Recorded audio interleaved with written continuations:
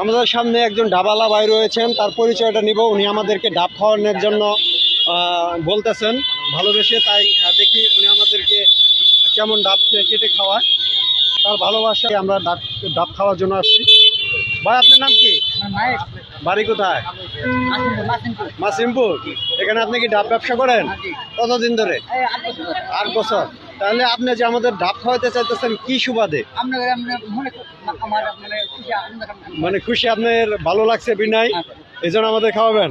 অসংখ্য ধন্যবাদ। তাহলে আপনার ডাবটি কাটা যাক। আমাদের সামনে রয়েছেন ফটো সাংবাদিক মৌ। যেমন সুর তেমন গান, অবশ্যই অনেকে মনে হয় শুনেছিলেন। তো আজকে ডাব খাওয়ার একটি দাওয়াত পেয়েছে এই ইসলামপুর উপজেলায়, তাই তিনি ডাব খাচ্ছেন। কি এটা? পাইপ নিয়ে বসে আছি। ডাবের স্টো নিয়ে দাঁড়িয়ে আছি। দর্শক আমাদেরকে এখন ডাব কেটে দিয়েছেন। ভাই কি নাম বলছেন?